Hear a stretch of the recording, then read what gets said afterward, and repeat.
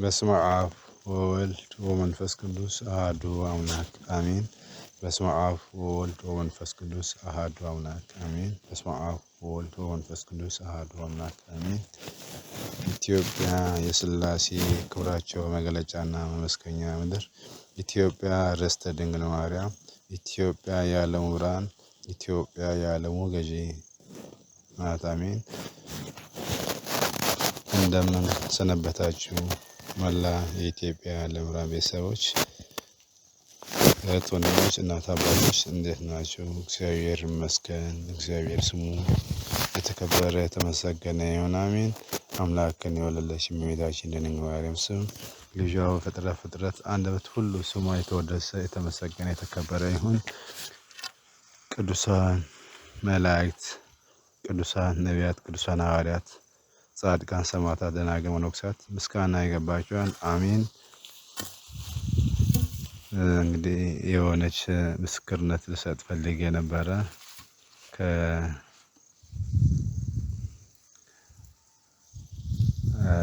ጥቅምት አካባቢ ወይም ህዳር አካባቢ ውስጥ ነው ብቻ 2018 የሆነ በጣም ያስደንቀኝ ነገር በህልሜ ጸሎት ላይ ያለው በቃ ምረር ብዬ እግዚአብሔር ውስጤ እንደዚህ አይነት ክፋት አለ ወይ ብዬ የውስጤን ክፋት እግዚአብሔርን አጥብቄ ጠይቄ ነበረና በሆነ ሰዓት ላይ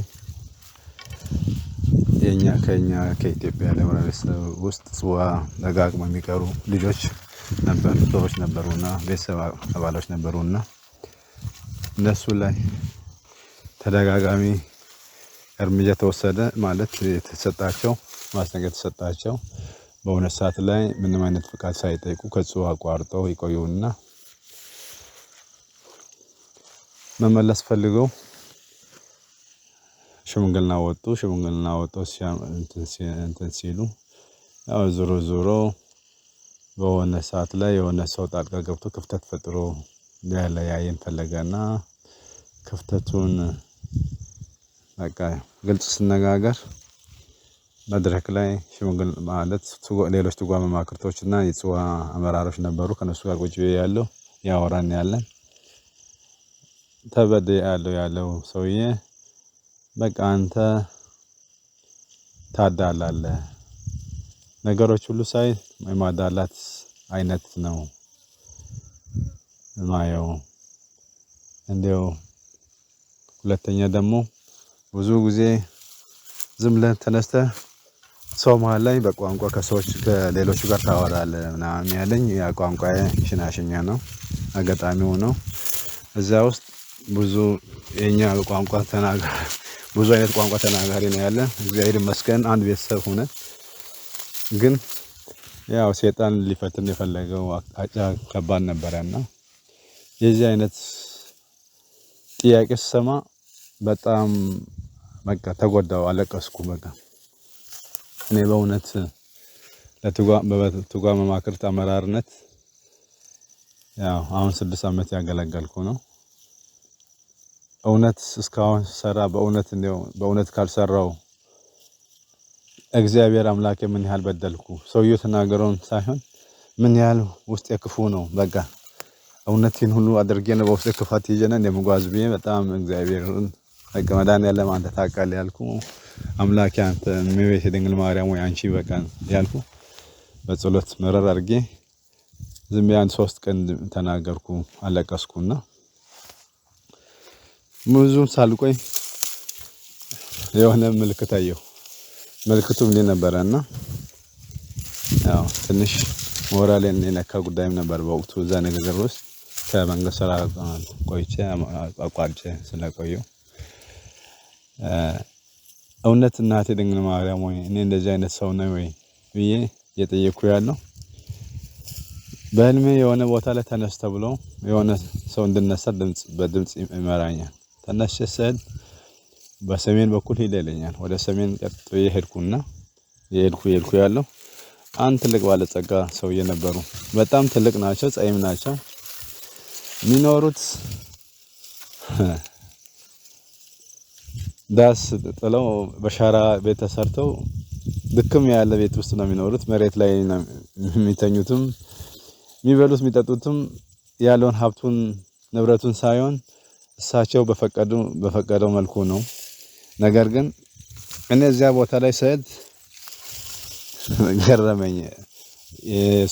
የእሳቸው ቤትና የኔ ቤት ተመሳሳይ ዲዛይን ነው ያለው። ቤቱም እኔም ሰርቼ የምኖረው እንደዛ በሻር በጥራር ነው። እሳቸው ቤቱን ሰርተው የሚኖሩት በሻር በጥራር ነውና እንደዚህ ማለት በእንጨትም ይሁን በጥራር እንደዚህ በቃ ዝም ብሎ ድክም ያለች በአራት ማዕዘን መልኩ ነውና ያየሁት። የሆነ ሁለት ሰዎች ውጭ ላይ ሆነው ይጠብቃሉ። አባ የገለ ያልኩ ሴት አባ ውስጥ ናቸው፣ እኛ ውስጥ ናቸው ተኝተው ያሉ ምናምን ይሉኛል። ምን ሆኖ ነው ብዬ የአክብሮት ስግደት 2 ጊዜ ሰግጄ ገባውና እሳቸው ዘንድ ስደርስ አይገባኝም ቁጭ በል ይሉኛል። ቁጭ ብዬ መንገድ ላይ ስሄድ ግን ወደ እሳቸው ሄድኩ ያለው ግን የመንግስት አመራሮችም መንግስት ሰራተኞችም አሉበት፣ ሌሎች ካድሬዎችም አሉበት። የእሳቸውን ሰዎች የሆኑትን በቃ ቤት ውስጥ የሚሰሩ ባለጸጋ ነው ያለው። ሀብት ንብረቱን፣ ልጆቹን፣ ሌሎችን ሀብት በሙሉ እየዘረፉ እየነዱ አስሯቸውም አገልጋዮችንም አስረው እየጨፈሩ ይሄዳሉ እነዚያ መንግስት አመራሮች ማለት ነው። ከዚያ በኋላ ይሄ ነገር እንዴት እንደዚህ ይሆናል? እንዴት የእሳቸው ሀብት እንደዚህ በምን መልኩ ነው እንደዚህ ሆነ? በምን ኃይላቸው ነው እንደዚህ ገብተው የወሰዱ ምናምን በጣም ያዘንኩ ያለው። ስገባ እሳቸው ተኝተው መጣ አሉኝ። አዎ ስል የኔን አኗኗር አይተሃል አለኝ። አዎ ለምን ተክሳል? አትዘን። እኔ ይህን ሀብት ንብረት አይተሃል? አዎ አይቻለሁ። ይህን ሀብት ንብረት ትቼ የዚህ አይነት ኑሮ ነው የመረጥኩት። ጊዜው ገና ነው። ጊዜው ሲደርስ ሀብት ንብረቱም የትም አይሄድም፣ ሁሉም የኛ ነውና አይዞ አሁን ተነስ፣ የጠበቅኩ ነው የምንሄድበት ቦታ አለን ብሎ ይዞኝ ወደ ምስራቅ ይሄዳሉ። ቀጥ አድርጎ ወደ ምስራቅ ወስዶ ምድረ በዳ ነው ቦታው። እዛ ላይ ሲደርሱ በል እንግዲህ ካሁን በኋላ እዚህ ስራ ያውጣ፣ እዚህ የሚያወጣ ስራ ነው። ጥሩ ከሆንክ ህፃናት መጥተው ይቀበሉ፣ ክፉ ከሆንክ ደግሞ መጥተው ውሻዎች ይብሉ።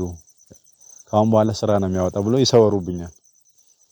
ሲሰወሩብኝ ደንግጬ አምላኬ ሆይ አድነኝ፣ ማረኝ፣ ይቅር በለኝ፣ እናቴ ድንግል ማርያም ሆይ ይቅር በይኝ ያልኩ ወደ ዛፏ ጠጋለሁ። ወደ ዛፏ ስጠጋ አጋጣሚ እዛች ዛፍ ላይ የኔ ልጆች ከነሚስቴ ጋር እዛ ላይ ተሰቅሎ አገኘኋቸው። ወደ እነሱ ልሰቀል ስል አይ ፍርድንማ ተቀበል እንጂ እንደማለት አላስወጣኝ አለች ዛፏ። እንደዛ ይመስል በቃ እምቢ አለችኝና መጨረሻ ላይ ደንግጬ አቤቱ ይቅር በለኝ፣ በድዬ ይሆናል ይቅር በለኝ ያልኩ የተበጀበጀ ያለው ህፃናቶች መጡና እንደ በረድ ነጭ የሆኑ እንደ ፀሐይ የሚያበሩ እንደ ጨረቃ የሚያምሩ ናቸው። በቃ ህፃናቶች 3 ነው መጡና አይዞ አትፍራ፣ ካሁን በኋላማ እኛ ደርሰናል። እኛ ባንኖር ኖሮ ቅድም ነበር ውሻ የሚበላ፣ አሁን እኛ ደርሰናልና የሚነገርህን ነገር ታደርጋለህ ይልና አንደኛው ሄድና እዚያ ምስራቅ ላይ ተንበርከክ አለኝ። ወደ ምስራቅ እንደዞርኩ ማለት ነው። እሺ ያልኩት 3 ምልክቶችን ታያለህ አለኝ። ጥሩ ነገር 3 ነገር እግዚአብሔር አምላክ ያሳያል። መድኃኒዓለም ራሱ ሊገለጽልህ ራሱን ሊያሳይ ይችላል። ስለዚህ 3 ምልክቶች ተከታተል፣ እሱ እንደፈቀደ ነው ሁሉም ነገር የሚሆነው። እዚህ ላይ ተንበርክክና የአምልኮ ስግደት ሰግደህ ጸሎት ያደረስክ ቆይ ብሎኝ ይሰወራሉ። በዛ ሰዓት እኔ ተንበርክኬ አባታችን ሆይ ብዬ ደግሜ ሁሉን በስላሴ ስም ጠርቼ አማትቤ ተንበርክኬ ያለው ብድግ ብዬ ተንበርክኬ እንዳለው ከምስራቅ በኩል ትልቅ ተራራ በረዶን ነጭ የሆነ በረዶ ተራራ መጣና ፊት ላይ ድቅን ብሎ ሜዳ ላይ እንደዚህ በቃ ቁጭ ብሎ ታየ። ከዚያ በኋላ ይህ ተራራ ግድም አላየሁትም። ይህ ነጭ ተራራ በረዶ እንደ በረዶ ነጭ የሆነ እንደ ጨረቃ የሚያበራ ተራራ ምንድነው ብዬ እሱን ያሰብኩ ያለው እሱ ተራራ እንደገና ሜዳ ይሆንና ትልቅ ባህር ይሆናል። እሱ ባህር ተራራ ወዴት ሄዶ ወደ ባህር የተቀየረ ብዬ ያለው። ሶስተኛ ላይ ምን ይሆናል? አረንጓዴ ቢጫ ቀይ ያለ ሰማያዊ ቀለም በቃ ህብር ቀለም በቃ አወጣና በጣም ያበራ ባህሩ ነው። ነጭ በረዶ በቃ ነጭ መብረቅም የሚመስል መብራት በእንትኑ ዙሪያው ሲታይ በቃ በጣም ገርሞኝ ድንቅ ነው የእግዚአብሔር ስራ ድንቅ ነው ያንተ ስራ በቃ ልጁ ቅድም ህፃኑ የነገረኝ ነገር ለካሂ ነው አምላክ ሆይ አመሰግናለሁ ብዬ ብድቅ የስነሳ ህፃኑ መጣና ተነስ ሲለኝ ስነሳ ቅድም ህፃን ሆኖ ቅድም የመጡት ህፃናት ናቸው አሁን ደግሞ ያስነሳው ትልቅ መጀመሪያ ላይ ያመጣኝ ትልቅ ባለሀብቱ ሰውዬ ሆኖ ቁጭ አለና አሁን ደግሞ ሞስት ቦታ አለኝ ይለኛል ወዴት ነው የምንሄድ ምናምን ስል አሁንማ ፍርድን አየከው ቅድም ነበር ውሻ ይበላ ከውሻ መብላት ተርፋል አይዞ አትፍራ ይሉኝና ወደ ደቡብ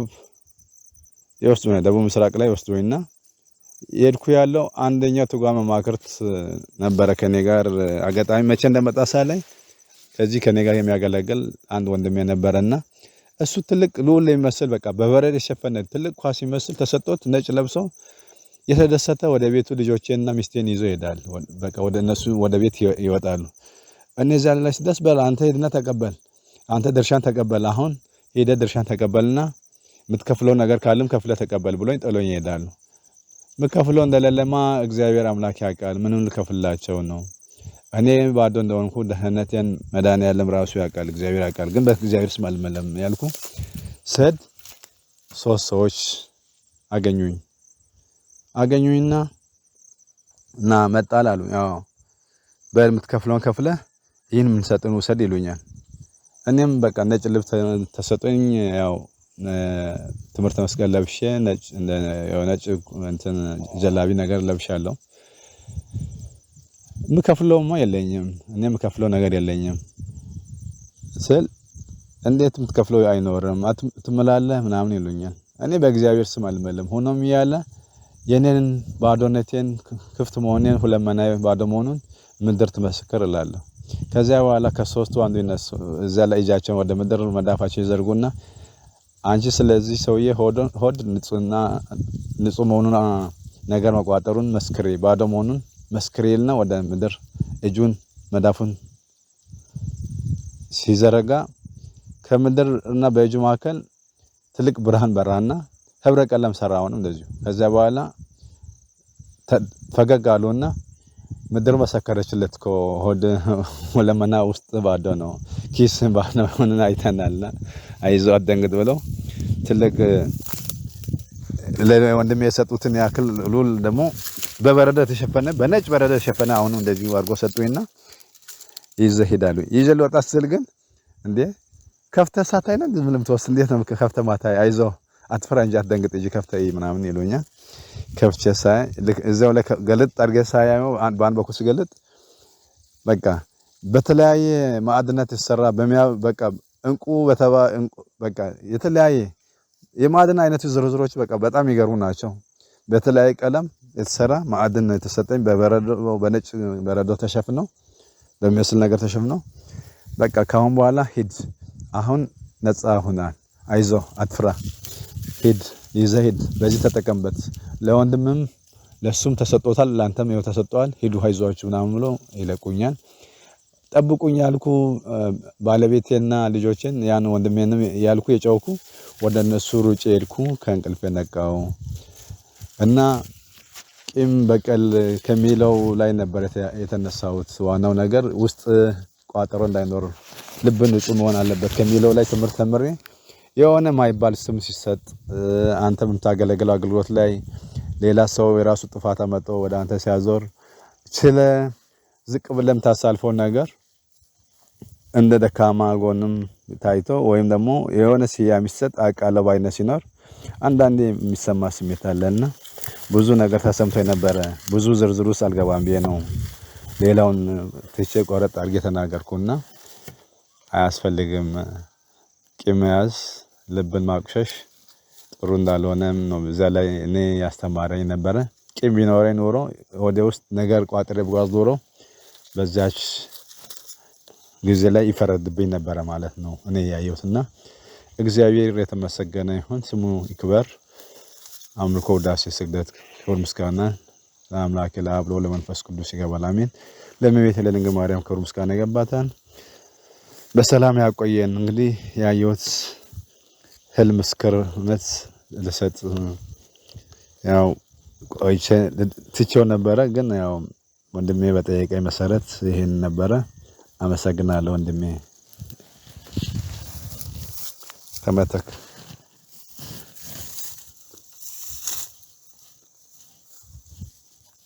እና ከቤንሻንጉል ጉሙዝ ከመተከል ያው ባምቡክ ላይ ነኝ። ተቋም መማክርት አመራር ነኝ። የስላሴ ጽዋ በስመ አብ ወልድ ወመንፈስ ቅዱስ አሐዱ አምላክ አሜን።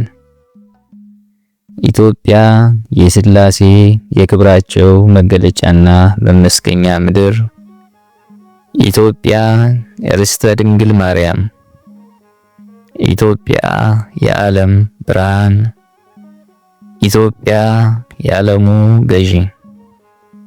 ሰላም ለእናንተ ይሁን የእግዚአብሔር ቤተሰቦች፣ እንደምሰነበታችሁ። ሰላም ለአንተ ይሁን ወንድማችን ብሩክ፣ እንደምሰነበት እኛ ደህና ነን፣ እግዚአብሔር የተመሰገነ ይሁን። ዛሬ የአንድ እህታችንን ወለተ ስላሴ የምትባል እህታችን በመጋቢት 20 ለ21 2018 ዓመተ ምህረት ላይ ያየችውን ራእይ ወደ አንተ ለማድረስ ነው። እንግዲህ አድርስ ተብዬ ስለታዘዝኩ ነው። በእኔ መረዳትም ራእዩም ለቤተሰቦቻችን ያስተምራል ብዬ ስላሰብኩኝ ነው። እንግዲህ እህታችንን ራእዩን ያሳየኝ 3 ሰዓት ማታ ለጸሎት ቁሜ ሳለ ነው አለች። አንዳንድ ሰዎች ላይ ከቤታቸው ደጃፍ አጋንንት በአካል ተቀምጦ አየሁትኝ። ከዚያም ቤታቸውም ትንሽ ብርሃን ናት እንጂ ያለችው ጨለማ ነው።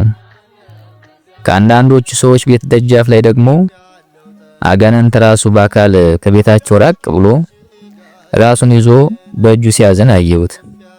የእነዚህ ሰዎች ቤታቸው በብርሃን የተሞላ ነው። አንዳንድ ሰዎች ቤት ደግሞ ቤታቸው ጨለማ ሆኖ ዘንዶ ቤታቸው ውስጥ ሲወናጨፍ አየሁት። ይህንን አይቼ እየተገረምኩ ሳለ ዘንዶ ተሸበለለና ሰውየው እቅፍ ላይ ሲቀመጥ አየሁት። ይህንን ካየው በኋላ ስጋዬ ሁሉ ተንቀጠቀጠና እናቴም እመቤቴ ኧረ ምኑን የማየው እባክሽ ማሪን ብዬ ለመንኳትኝ። የአብርሃሙ ስላሴ የቃል ኪዳን አምላክ እባክህ ማረን ብዬ ለመንኩትኝ። ደገምኩና ድንግል እባክሽን አማልጅን ከወዳጅሽ ከልጅሽ ከቸሩ መድኃኔዓለም ብዬ ስለምናት ከደጃፍ ላይ ቆሞ አጋንንቱ ቤታቸው ትንሽ ብርሃን ሆኖ ያየሽው ቤተሰብ ናቸው እኮ አለችኝ። ደግሞ እነዚህ ቤታቸው በብርሃን የተሞላ አጋንንት ራሱን ይዞ ሲያዝን የነበረው እነዚህም ቤተሰብ ናቸው አለችኝ። የቃል ኪዳን እናት ስለ ቃል ኪዳንሽ ብለሽ እባክሽ ከዚህ ጨለማ ውጭን የሁላችንን ቤት ብርሃን አርጊልን ብዬ ለመንኳትኝ። ይህ ትንሽ ብርሃን ያየሽው ትንሽ ንስሐ ጊዜ ስላላቸው ነው። ዲያብሎስ ከደጃፍ ሆኖ የሚጠብቃቸው ያየሽው ያቺ ትንሽ ብርሃን እስከምትጠፋ ነው ሊወስዳቸው አለችኝ። ብርሃን ተሞልቶ ያየሽው ቤታቸው ከደጃፍ ላይ ሆኖ ራሱን ይዞ ሲያዝን ያየሽው አጋንንቱ እነሱ ዝግጁ ሆነው ስለተቀመጡ አረ ተቀጠቀጥኩ እያለ እየጮኸ ነው። እና ድንግል ሆይ አታማልጅንም ወይ ብርሃን አያደርገውም ወይ የሁላችን ቤት ብዬ ለመንኳት። እኔ ምን ላድርግ ልጄ? ብርሃኑ ያለ ከእጃቸው ጨለማው ያለ ከእጃቸው። እኔ ጠይቀውኝ አልመልስም ብዬ ነው ወይ? ልጄን ጠይቀውት አልመልስም ብሎ ነው ወይ? ደገምኩና ቤቱ በጨለማ ተውጦ ዘንዶ ከቅፉ ላይ የተቀመጠበት ሰው ምንድነው? እባክሽ ከዚህ ዘንዶ አውጪው ብዬ ለመንኳትኝ። ይሄማ ቄስ ነው፣ መስቀሉን ይዞ የካደው ወንጌልን ይዞ የካደው። እንዴት ብዬ ይህንን አማልዳለሁ? አምላኩ ዘንዶ ነው፣ አምላኩ እባብ ነው፣ ፈጣሪውም ክዶ እናቱም ክዶ የተቀመጠ ነው ብላ ስትለኝ ይህንን እያየሁ እሪ ብዬ እያለቀስኩ እያለ ኢትዮጵያ በሙሉ ዳር እስከ ድንበር በጎርፍ ውሃ ድፍርስ ሲመጣ አየሁትኝ። ዳር እስከ ድንበሩ ይህንን ያየሁ ጊዜ ሰውነቴ ሁሉ ተንቀጠቀጠና አቤቱ የአብርሃሙ ሥላሴ ማረን እያልኩ አለቀስኩ። የጎርፉን ውሃ አመጣጡን ሲያዩት የእግር መቆሚያም የለውም፣ ያስፈራራል። የአብርሃሙ ሥላሴ የቃል ኪዳን አምላክ እባክህ ከዚህ ጎርፍ አድነን እያልኩ አለቀስኩ። ይህንን እያየሁ እያለቀስኩ እያለ በጎርፉ በላይ ደግሞ ጎርፉን እያጠበ የሚመጣ ወተት የሚመስል ውሃ አየሁ። ያ ጎርፍ እየተጥለቀለቀ ሲመጣ ብርሃን የነበረው ቤት እያየለ እየሰፋ ብርሃኑን አየሁትኝ። የሚመጣው ጎርፉ እንኳን እነሱ ቤት ሊደርስ ሰው ደጃፍ ሆኖ የሚጠብቀው ይመስላል ድንበሩን ከልሎ ሲሄድ። ያን የጨለማ ቤት ግን አብሮ እያጥለቀለቀ ሲያፈርሰው አየሁ። ያን የዘንዶ ያለበት ቤትም አብሮ ሲያጥለቀልቀው ወይኔ እድሌ እያለ ሲጮህ አየሁት። በእጁ የያዘው መስቀል እሳት አውጦ በሰውየው በላዩ ላይ ሲነድበት አየሁት። ወየው እድሌ እያለ ሲጮህ ዘንዶ አጠገብ ሆኖ ሲስቅበት አየሁት። አቤት እድሌ እያለ ሲጮህ ዘንዶው እንደ ሰው አፍ አውጦ ምን ነው አንተስ ሰዎችን ሁሉ ማስጋድህ ነው? ይህንን ሁሉ ፍጥረት ለኔ ስትሰጠኝ ምን ሊሆን ነው ጠይ ብለህ አስበህ ኑሯል? በቀር የዚህ ሁሉ ሰው ነፍስ ከናንተ እጅ ነው ብለው ሲሉህ እና አባ ገብረ መድን የዚያን ጊዜ ታላግጥ ነበር፣ ተስቅባቸው ነበር ብሎ ይለዋል። ገና ይህ ሲያንስ ነው እያለ ከፈላው ውሃ ውስጥ ሲከተው አየሁት። እረ ፈጀኝ ውሃው፣ እረ በላኝ ውሃው እያለ ሲለፈልፍ ይሄም ገና ያንሳል፣ ገና ምን አየህና ብሎ ከዚያ ውሃ ወጣና 77 እጥፍ የሚነድ እሳት ላይ ወስዶ ሲጥለው አየሁ። ይህንን አይቼ እየተንቀጠቀጥኩ አቤቱ ያንተ ያለሽ እያልኩ ስል ጎርፉን ለማጠብ የሚጓዘው ውሃ በላዩ ላይ ደግሞ ኢትዮጵያ ዳር እስከ ድንበሯ አብሮ አረንጓዴ እያለበሳት ሲመጣ አየሁትኝ። በላዩ ላይ ደግሞ ልክ እንደ ኮከቦች ተቆጥረው የማያልቁ እርግቦች ሲጓዙ አየሁኝ። ዳር እስከ ድንበሯ አረንጓዴ ለበሰችና 5 ቄሶች ልብሳቸው አንድ አይነት በብርሃን የተሞሉ ልክ መልአክ የሚመስሉ እየወረቡ መቋሚያቸውን ይዘው ጽናቸውን ይዘው ወደ ጀንበር መውጫ ከመካከላቸው ቅዱስ ያሬድን ያዋለሁ። ከበሮ ይዞ ከጀንበር መውጫ ደግሞ ልክ እንደነሱ እየወረቡ መላእክቶች ከጀንበር መውጫ ደግሞ ልክ እንደነሱ እየወረቡ መላእክቶች ወደ እነዚያ ቄሶች እየተጓዙ አየሁና በአንድ ላይ ሲገናኙ አየኋቸው። የዚያን ጊዜ ይህንን ሲያዩ እና አባ ገብረ መድን የብረት መስቀል ልክ እንደ ፀሐይ የሚያበራ በእጃቸው ይዘው ቆሙና የአብርሃሙ ሥላሴ የልቤ ደረሰ፣ የአብርሃሙ ሥላሴ የልቤ ደረሰ፣ እናቴ እመቤቴ የልቤ ደረሰ፣ እናቴ እመቤቴ የልቤ ደረሰ። ይህንንም ሲናገሩ 2 እርግቦች ከትከሻቸው ላይ ሲያርፉ አየሁኝ። የአብርሃሙ ሥላሴ የማየው ሁሉ የደስታዬ ወሰን የለውም እና አባ ገብረ መድን የልቤ ደረሰ ብለው ያሉህ ምንድነው ሚስጥሩ ብዬ ጠየቅኩት። ሚስጥሩንማ ልንገርሽ፣ ከተወለዱ አንስተው የሚጠብቁት ይህንን ነበርና ሰውና መላእክት በአንድ ላይ ይዘምራሉ የተባለው ሲፈጸም አይተው ነው ይለኛል። ወይ ያንተ ስራ እኔስ ጨነቀኝ። ይችን ያየዋትን ምድር ሳልደርስ እንዳልጠፋ ብዬ ለመንኩትኝ። ይህንን እንዳየሁ በዚህ አበቃ። 9 ሰዓት ድጋሜ ለጸሎት ተነስቼ ቁሜ ሳለ ደግሞ ጸሎት እያደረኩ እያለ ያሳየኝ ራእይ አባ ማቲያስ ወንበር ላይ ተቀምጠው ልክ እሳቸውን የሚመስል አጋንንት እንደሳቸው ወንበር ላይ ተቀምጦ እንጀራ እየተጎራረሱ ሲበሉ አየሁ። ከመካከላቸው ላይ ልክ የመኪና ጎማ የሚያክል ዘንዶ ተቀምጧል። አቤቱ መድኃኔዓለም ኧረ ምኑን ነው ደግሞ ያሳየኝ ብዬ አለቀስኩኝ። እነዚህ የምታያቸው ከጳጳሱ ጋር የሚጎራረሰው ሰይጣኑ ሳይሆን ራሱ በአካል አብይ ነው አለኝ። አቤት ያንተ ያለሽ ብዬ ሳለቅስ ሰይጣን የነበረው ራሱ አብይ ሆኖ አየሁትኝ። ይህንን እያየሁ እያለቀስኩ እያለ የአብይም አጀንዳ አለው፣ ጳጳሱም መጽሐፍ ቅዱስ አለው። ከመጽሐፍ ቅዱሱ ላይ መድኃኔዓለምና ቅድስት ድንግል ማርያም አብረው አያቸዋለሁ። ትንሽ ብሎ ሳያፍር አብይ ያነሳና ያንን መጽሐፍ ቅዱስ ከሱ አጀንዳ ላይ አስቀመጠው። ይህንን ሳይ ድንግል ማርያምና መድኃኔዓለም ከጳጳሱ ላይ ያለውን መስቀል ከጳጳሱ ላይ ያለውን ክብር በእጃቸው አነሱና ሽቅብ ሲያደርጉ አየዋቸው። ይህንን ካየው በኋላ አብይና ጳጳሱ መልካቸው አንድ ሆኖ አየዋቸው። አቤቱ መድኃኔዓለም አረ ምን ነገር ነው? አረ እኔስ ጨነቀኝ ብዬ ሳለቅስ አታልቅሽ ልጄ፣ ቤተ ክህነት ሳይሆን ቤተ ክርስቲያን የሚያሽከረክራት አብይ ራሱ ነው ብሎ አለኝ። ይህን ካየው በኋላ እና አባ ገብረ መድኅን ልክ ተራ ሰው መስለው ተራ ወንበር ላይ ተቀምጠው እጃቸውን ፊታቸው ላይ አድርገው ተደግፈው ልክ የ35 ዓመት ወጣት መስለው ከኢትዮጵያ የተቀምጠው ዓለምን እንደ ቴሌቪዥን እያገለባበጠ ሲያሳያቸው አየሁኝ። እያየሁ ያለ አንዳንድ ጊዜ ፊታቸው ቁጥር እያለ ሲያዝኑ አያቸዋለሁ። አንዳንድ ጊዜ ደግሞ በጣም በደስታ ፍንክንክ ሲሉ አያቸዋለሁ። ከዚያ መድኃኔዓለም የዚህ ሚስጥሩ ምንድነው? አንዳንድ ጊዜ የሚያዝኑ አንዳንድ ጊዜ የሚደሰቱ ምንም ኃጢአተኛ ሆነ ምንም በበድልህ ይሄ የሆነበት ምንድነው ሚስጥሩ?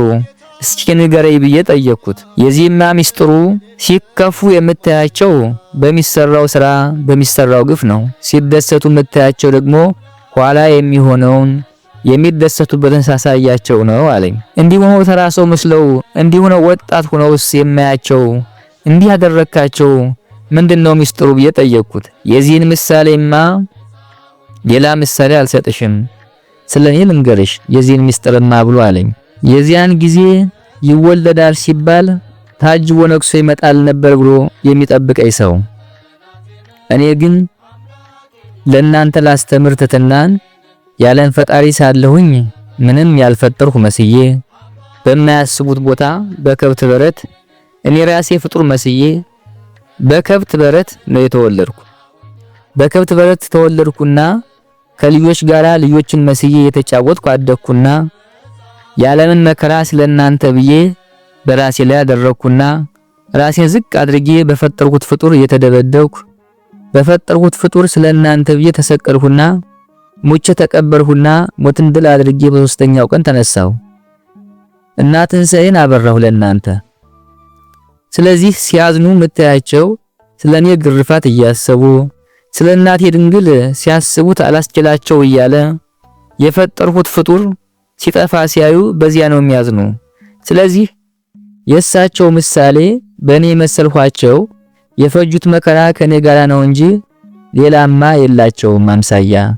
እንዲህ ብሎ ሲነግረኝ አባ ገብረ መድኅንን ደግሜ ሳያቸው ቅዱስ ዑራኤል አጠገባቸው ቆሞ ቀኝ እጃቸውን በእጁ ይዞት ያ ወጣት ሆነው ያየኋቸው ሌላ ሰው ሆኑና ተላለብሳቸውም ተቀየረና የፊታቸውን ብርሃን በጣም አበራና ልብሳቸውን በሙሉ የወርቅ ልብስ ሆነና ልክ እንደ ቅዱስ ዑራኤል ክንፍ አወጡና ብድግ ብለው ወደ ላይ ሲያርጉ አየኋቸው። ኧረ እኔስ ጨነቀኝ መድኃኔዓለም ወየው ለኔ፣ ኧረ እኔስ እንዴት ብዬ ነው ከዚያች ቀን ምደርስ ብዬ አለቀስኩኝ። ለስምንተኛው ሺህ ባንቺ የተማጸነውን እምርልሻለሁ ብዬ ቃል የገባሁላት ብሎ ቅድስት አርሴማን ከፊቴ ሲያቆማት አየሁኝ። እናቴ ቅድስት አርሴማ በገባልሽ ቃል እባክሽ አማልጂኝ ከዚያች ያደርሰኝ ዘንድ መድኃኔዓለምን ብዬ ለመንኳት። ይህን እያየች በደስታ ተሞልታ ዝም ትለኛለች፣ መልስ አትሰጠኝ። የዚያን ጊዜ ጨነቀኝ። የአብርሃሙ ሥላሴ ኧረ ጠፋውኝ እያልኩ ሳለቅስ በዚያች መስቀል ከግንባሬ ላይ ስታደርግልኝ ያን ብቻ እንዳየሁኝ ተሰወረችኝ። ይህንን እንዳየሁ ራእዩ አበቃ። የጌታችን ራእይ ይህንን ይመስል ነበር። ስላዳመጣችሁኝ አመሰግናለሁ። እግዚአብሔር ይስጥልኝ፣ እግዚአብሔር ያክብርልኝ። ሰላም እግዚአብሔር በያላችሁበት ይሁን። አባቴን ጋሻዬን ተፈትቻለሁ ከእስር ነፃ ሆኛለሁ በእግዚአብሔር ተፈትቻለሁ ከእስር ነፃ ሆኛለሁ በእግዚአብሔር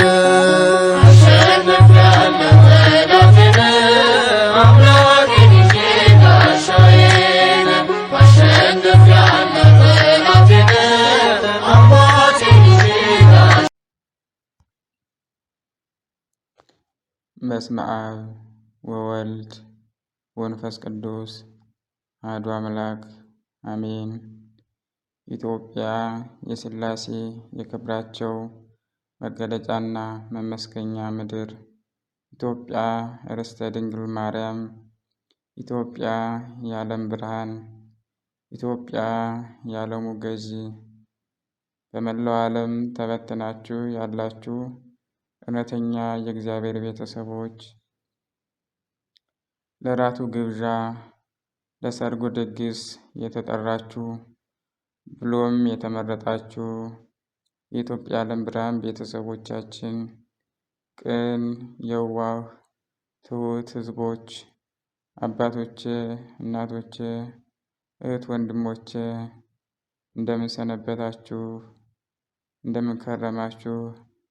እኔ ወንድማችሁ ደህና ነኝ፣ እግዚአብሔር ይመስገን።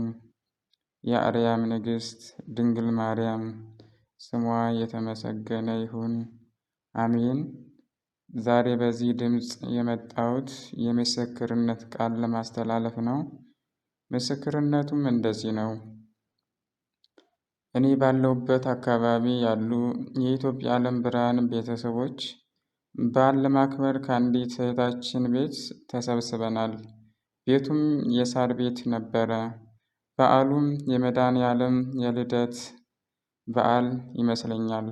እናም ፍሪዳ ታርዶ ተከፋፍለን ለመውሰድ እያዘጋጀን እያለ የቤቱን ባለቤት ቤተሰባችንን የሚቀመስ ነገር እንድታሰናዳ አዛታለሁ። ይህ እንዲህ እያለ መንገድ እሄዳለሁ። ስሄድ ከምዕራብና ከወደ ሰሜን አቅጣጫ የጦር አውሮፕላን ወደ አዲስ አበባ ይሄዳል። አንደኛው አውሮፕላን ተመለስ የሚል ትዕዛዝ ይታዘዛል። ከዚያም ይህ አውሮፕላን ይናደድና ካለበት ላይ ይሽከረከራል። ይሽከረከርና ተመልሶ ወደ መጣበት ይሄዳል። ትንሽ እንደሄደ ይህ አውሮፕላን ይከሰከሳል እና ከአውሮፕላኑ ውስጥ ለሕዝብ የሚጠቅም ለሕዝብ የሚያገለግል ቁሳቁስ የሚበላ ነገር ይዞ ነበረ። ይህ ቁሳቁስ ለሕዝብ ጥቅም እንዳይውል የአውሮፕላኑ ሹፌር ወደ ምድር ጥልቀት እንዲገባ ያደርገዋል። እኔ ከሞትኩ ሰርዶ አይብቀል እንደሚባለው ማለት ነው። ምድር ላይ እንደተከሰከሰ ቢቀር የያዘው ቁሳቁስ ለሕዝብ ይውል ነበረ እና እኔም ቀረብ ብዬ በዚህ አካባቢ ያሉ ሕዝቦች ራብተኞች ነበሩ እኮ፣ እንደዚህ ባያደርገው ኑሮ እኮ ለእነሱ ጥቅም ይውል ነበር እላለሁ። አሁንም መንገዴን ሄዳለሁ። ስሄድ በእኛ አካባቢ ያሉ የኢትዮጵያ የዓለም ብርሃን ቤተሰቦች ከአንድ ላይ ተሰባስበው አገኛቸዋለሁ። አሁንም መልሼ አንድ ሁለት ወንድሞችን አስከትዬ መጀመሪያ ተሰብስበንበት ወደ ነበረው በዓሉን ወደምናከብርበት ቤት እንሄዳለን። ይህ እንዲህ እንዳለ ወደ አዲስ አበባ የሄዱት አውሮፕላኖች አዲስ አበባን ዶግ አመድ ያደርጓታል። ምንም ለወሬ ለዝና ሳይቀርላት አንድም ነገር ሳይቀር እሳት ሙልጭ አድርጎ ይበላታል። እናም የአዲስ አበባ እሳት ቦጋገኑ ክፍለ ሀገሩ ሁሉ ይሞላዋል። የእሳቱ ፍንጣሪ በክፍለ ሀገር ያሉ ቤቶችን ሁሉ ይበላቸዋል። የክፍለ ሀገር ቤቶች ግድግዳውን ሙልጭ አድርጎ በልቶት ጣሪያውን ብቻ ይቀራል። እናም የአዲስ አበባ ከተማ የእሳቱ ቦጋገኑ እያየው ሳለ ስልኬን ሳየው ደግሞ የከተማዋን ጥፋት ቁልጭ አድርጎ በስልኬ ያሳየኛል። ሕንፃዎች ወደ ምድር ጉያ ሲገቡ፣ የመብራት ኃይል ሳተላይቶች፣ ኔትወርኮች ሁሉም ሲረግፉ ያሳየኛል። እናም ቤተሰቦቼ ሁሉ ሲከናወን የሚያሳዝነው ነገር ምንም የሰው ዘር ባላወቀው ባልጠበቀው ቀንና ሰዓት ነው የሆነው። በአዲስ አበባ ያሉ ቤተሰቦቻችንም እንኳ ሳይቀር ባልጠበቁት፣ ባላወቁት፣ ባልሰሙት፣ ምንም ባልተዘጋጁበት ቀንና ሰዓት ነው የአዲስ አበባ ከተማ እሳት የበላት። እናም ይህ ሁሉ እሳት ሲወርድ እኔና እነዚያ ወንድሞቼ በዓል ወደምናከብርበት ቤት ሂደን በታዛው ስር እንጠለላለን። ወደ ውስጥ ለመግባት ጊዜም ሰዓትም አላገኘንም ነበረ። እሳቱ በላያችን ላይ ይወርዳል። አራቱን የቃል ኪዳን ማኅተም ወይም ምልክት ኢትዮጵያ የሥላሴ የክብራቸው መገለጫና መመስገኛ ምድር፣ ኢትዮጵያ ርስተ ድንግል ማርያም፣ ኢትዮጵያ የዓለም ብርሃን፣ ኢትዮጵያ የዓለሙ ገዥ የሚለውን የቃል ኪዳን ምልክት እንደግማለን። የተጠለልንባት ቤት ከላይ እንደነገርኳችሁ የሳር ቤት ነበረች። የእሳቱ ፍንጣሪ ያርፍባታል፣ ይወርድባታል፣ ግን አይበላትም ነበረ። ከላይ እንዳልኳችሁ በአዲስ አበባ ያሉ ቤተሰቦቻችንም ምንም ዝግጅት አላደረጉም ነበረ። በክፍለ ሀገር በአንድ አካባቢ ያሉ ቤተሰቦቻችን ዝግጅታቸውን ጨርሰው ተዘጋጅተዋል። ግን አንዲት ነገር ያልተዘጋጁት ያላሟሉት ነገር ነበረ። በአንድ ታናሽ ወራዳ ነውረኛ በደለኛ ወንድማችሁ የታየ ከቅድስት ሀገር ኢትዮጵያ። ወስብሐት ለእግዚአብሔር ወለወላዲቱ ድንግል ወለመስቀሉ ክቡር። ይቆየን፣ አሜን። ኢትዮጵያ የሥላሴ የክብራቸው መገለጫና መመስገኛ ምድር፣ ኢትዮጵያ ርስተ ድንግል ማርያም፣ ኢትዮጵያ የዓለሙ ገዢ፣ አሜን። በስመ አብ ወወልድ ወመንፈስ ቅዱስ አሐዱ አምላክ አሜን። ኢትዮጵያ የሥላሴ የክብራቸው መገለጫና መመስገኛ ምድር፣ ኢትዮጵያ ርስተ ድንግል ማርያም፣ ኢትዮጵያ የዓለም ብርሃን፣ ኢትዮጵያ የዓለሙ ገዢ። ሰላም ለእናንተ ይሁን የእግዚአብሔር ቤተሰቦች እንደምሰነበታችሁ። ሰላም ለአንተ ይሁን ወንድማችን ብሩክ እንደምሰነበትክ። ዛሬ በዚህ ድምፅ ሪከርድ የመጣሁበት ምክንያት በአንድ እህታችን ወለተ ሥላሴ በምትባል በኩል እግዚአብሔር ያስተላለፈው መልእክት እጅግ ስለገረመኝ በእኔ መረዳት ለሁሉም ቤተሰብ አስተማሪ ይሆናል ብዬ ስላሰብኩኝ ነው ወደ አንተ ለማድረስ የፈለግኩት።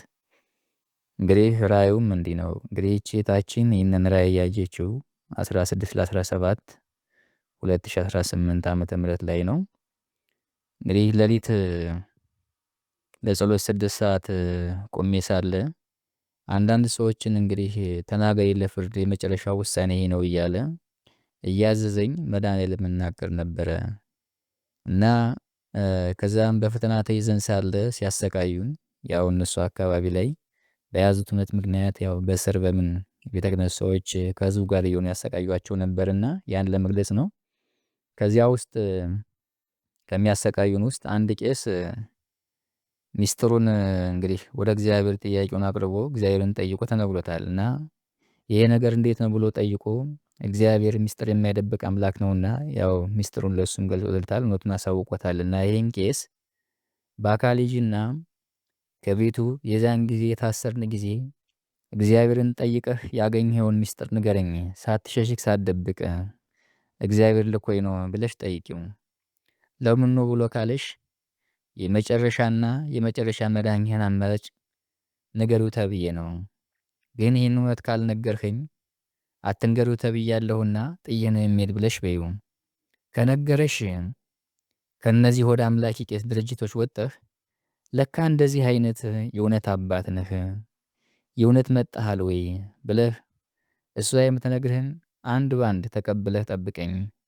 የመምጫዬ ሰዓት ደርሷልና አሁን ቅርብ ነውና ታየዋለህ። ይህንን ባታደርግ ግን የአብርሃሙ ሥላሴ ልክ ዛሬ መጣ እንደነገረችህ በተናገረችበት አፏ ለፍርድ አሳልፋ ትሰጥሃለች። የመጨረሻ ውሳኔ ይሄ ነው። የተሰጠህን እድል ተጠቀምበት በይው ብሎ አለኝ። ከዚያም በኋላ እግዚአብሔር ሆይ እኔ ኃጢአተኛ ነኝ፣ ከፊትህ እንኳን ለመቆም አልችልም። እናቴም እመቤቴ ሆይ የልቤን አንቺ ታውቂዋለሽ፣ ኃጢአተኛ ነኝና ይህ ምስጢር አልገባኝም። ምንድን ነው እኔን ተናገር እያለ ልጅሽ የሚያዘኝ? ምስጢሩ ይገለጥልኝ፣ ላውቀው አልቻልኩኝም ብዬ ጠየቅኳት። የዚህን ምስጢርማ ልንገርሽ አለ እና መድኃኔዓለም አናገረኝ። ተናገር እያልሁ አንቺን የምልክሽ አልፈርድባቸውም ብዬ ሳይሆን ልፈርድባቸው ስለሆነ እድል እየሰጠዋቸው መሆኔ ነውና የነገርሻቸውን ሁሉ ሰምተው ይጠቀሙበት ከሆነ በዚያ በፍርድ ሰዓት ልክ ዛሬ እንደተናገርሻቸው አድኝኝ እያሉ ሲንበረከኩ የነገርሻቸውን የሚፈጽሙ ከሆነ ልክ ዛሬ እንደነገርኩሽ የዚያን ዕለትም ስለምነግርሽ ይህንን ትእዛዝ ካልፈጸሙ የእነሱን የፍርድ ጽዋ በአንቺ እጅ ነው የምሰጥሽ። የዚያን ጊዜም ልክ ልብሽ ይበረታና ለምሕረት የቆሙት መላእክት ለምሕረት፣ ለጥፋት የቆሙት ለጥፋት እንደቆሙት የሥራቸውን መዝገብ በሚስጥር ስለማሳይሽ የአብርሃሙ ሥላሴ ፍረድባቸው ስትይኝ የምፈርድባቸው ነኝ። የአብርሃሙ ሥላሴ ማርልኝ ስለ ወዳጄ ስለ ድንግል ማርያም ብለህ ስትይኝ እምራችኋለሁ እና ይሄ ነው ሚስጥሩ ልጄ ሆይ ብሎ አለኝ። ከዚያም በዚህ እያሰብኩ እያለ የቤተሰቡ ነገርማ ብሎ አለኝ። ያው የእኛም ቤተሰብ ኢትዮጵያ ለምላይ ቤተሰቡን ማለት ነው። 2018 እስከሚያበቃ ድረስ ወደዱም ጠሉም ራሳቸውን የሚያስተካክሉበት ቀን ነው ብሎ አለኝ። ከ2019 በኋላ ግን የጨለማው ኑሮ ለካ እንዲህ ያለ ነው ወይ እያሉ ወደ ጨለማው ኑሮ የሚኖሩበት ቀን ነው። ከዚያም በኋላ ብሎ ሲለኝ ስጋዬ በሙሉ ተንቀጠቀጠና የአብርሃሙ ሥላሴ እባክህን ማረን ብዬ ስለምነው ከ1 እስከ 9 ያለውን መልእክት በሙሉ አዳምጦ ከልቡ የተገበረውን እኔን አምኖ በአፉ ሳይሆን ልብ በሉ፣ በአፉ ሳይሆን በልቡ ልቡን የሰጠኝ ልቤን የምሰጥ ፍቅሩን የሰጠኝ ፍቅሬን የምገልጽ አምላክ ነኝ። ስለዚህ ከልባችሁ እኔ በመመራቸው በእኔ ፈቃድ የሚንቀሳቀሱትን እንኳን ላጠፋቸው እንደ ዓይኔ ብሌን ነው የምጠብቃቸው። ዝም በይ፣ ዝም ብለሽ የሚሆነውን ታየዋለሽና አትጨነቂ ብሏለኝ። እና ይህንን የሰማችሁ ሁሉ እናት አባቶቼ እግዚአብሔር ፈቃዱ ሆነ ይህንን ሁሉ ነገረኝ እንጂ ይህንን ስትሰሙ እንደገና ራሳችሁን ምን ንስሐ አለብን ብለን መፈተሽ ነው እንጂ ከንቱ ውዳሴ እንዳይሆንብኝ እኔ ኃጢአቴ በጸጉሬ ልክ ነው ከመድኃኔዓለም ፊት ቀርቦ ይቅርና ከእናንተ ከወንድሞቼ ፊት የሚቆም ሰው አይደለሁኝም። ኃጢአቴ በጣም የበዛ ስለሆነና በጸሎታችሁ አስቡኝ። እናት አባቶቼ፣ እህት ወንድሞቼ አደራ ጸሎታችሁ አስቡኝ አለች እህታችንና የእህታችን ራእይ ይህንን ይመስላል እንግዲህ የተነገራት ማለት ነው። እና በዚህ ውስጥ እንግዲህ የእግዚአብሔር ቤተሰቦች አንድ ልንረዳው የሚገባ ነገር ምንድን ነው? እግዚአብሔር የተናገረውም ብዙዎቻችን በቤተሰብ ውስጥ ሆነን የኢትዮጵያ ለምዕራብ ቤተሰቦች ነን እንላለን እንጂ አንደኛ እግዚአብሔር በባሮቹ ውስጥ አድሮ የተናገረውን መልእክት እየሰማን አይደለም። በየጊዜው የሚተላለፉ መሪዎችንም እየሰማን አይደለም። ትምህርቶችንም እየሰማን አይደለም። እግዚአብሔር ደግሞ ከመጀመሪያው ጀምሮ እንግዲህ መሰረታዊ ሕግጋተ እግዚአብሔር ሳይቀር ነው ይህን ሁሉ ትምህርት ሁሉ እያስተማረን ያለው እየቀረጸ ያለው ለአገልግሎትም በቃ ዘንድ የእሱንም መንገድ በሕይወት እንከተል ዘንድ ነበር። ግን ያን የሚለቀቀውን ነገር ሁሉ አንሰማም። አንዳንዶቻችን እንደውም ጭራሽ ሆኖ እኔ አጋጥሞኝ የሚያውቅ ነገር ስለሆነ ማለት ነው መልእክቱን ሰምታ የተለቀቀውን ነገር ሰምተሃል ወይ ሲባል ሰማሁት አልሰማሁት ምን አንዴ ሰምቼዋለሁ እንግዲህ በቃ የሚል ሰው አለ። እና እንደዚህ እያልን ነው የጠፋ ነው። እግዚአብሔር ግን መልእክቱን ሰምቶ ያመነ እንደሰማችሁት በላይ የተነገራት ማለት ነው ሰምቶ ያመነ በልቡ የተከለ ደግሞ በአፉ ሳይሆን ልቡን የሰጠኝ ልቤን የምሰጥ አምላክ ነኝ፣ ፍቅሩን የሰጠኝ ፍቅሬን የምሰጥ አምላክ ነኝ አለ። በቃ አለቀ። በአፋችን ሳይሆን በልባችን እግዚአብሔርን የእውነት ልንወደው ልባችን ሊነግስ ይገባል። የተናገረውም ቃልም በልባችን ጋር ሊተከል ይገባል። እንደ ቃሉም ደግሞ ልንመላለስ ይገባል ማለት። ስለዚህ እንደ ቃሌ የሚመላለሱትን በፈቃዴ የሚሄዱትን አይደለም ላጠፋቸው እንደ ዓይኔ ብሌን ነው የምጠብቃቸው አለ ማለት ነው። ስለዚህ ከእነሱ ውስጥ መካከል እኛም እንድንሆን ራሳችንን ቶሎ ብለን በንስሐ መዘጋጀት መልካም ነው። በንስሐ ግን ካልተመለስነ ካልተዘጋጀነ እንደሚለን ማንሄድ ከሆነ ግን እስካሁን በብርሃኑ መንገድ ነው ስንመላለስ የነበረው። የእግዚአብሔር ቸርነት ጥበቃው ሆኖ እንደዛም ሆነ ራሱ እግዚአብሔር በብርሃኑ መንገድ ሲያመላልሰን የቆየው። ነገር ግን ማንመለስ ከሆነ ግን የጨለማው መንገድ ምን እንደሆነ ያንን ደግሞ እንቀምሳለን እናያለን ማለት ነውና እግዚአብሔር ሁላችንንም የንስሐ ልብ ሰጥቶን በእሱ በፈቃዱ እንመላለስ ዘንድ ቅዱስ ፈቃዱ ይሁንልን። መልእክቶቻችንም ደግሞ በአባቶች የተነገረው መልእክት ደግሞ አንድ ባንድ ሰምተን እኛም ሕይወቱን ለመኖር ቃሉን በልቦናችን ሊተከልብን ዘንድ የአብርሃሙ ሥላሴ ቅዱስ ፈቃድ ይሁን። የእናታችን የቅድስት ኪዳነ ምሕረት ቅዱስ ፈቃዷ ይሁን እላለሁኝ። እንግዲህ የእህታችን መልእክት ይመስል ነበረ። ጨርሻለሁ። ስላዳመጣችሁኝ እግዚአብሔር ይስጥልኝ። ሰላም እግዚአብሔር ከሁላችን ጋር ይሁን። መልካም ጊዜ ይሆንላችሁ። አሜን።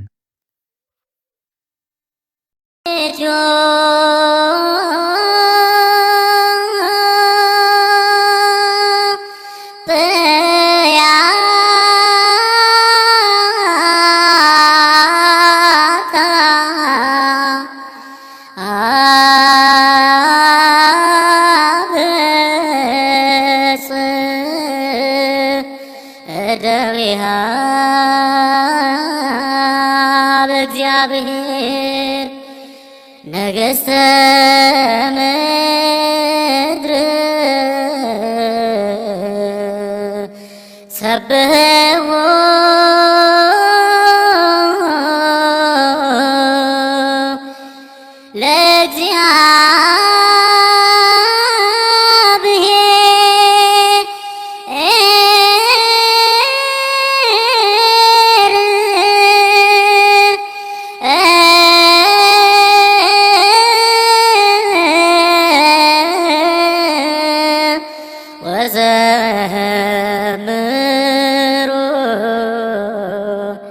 ለአምላክ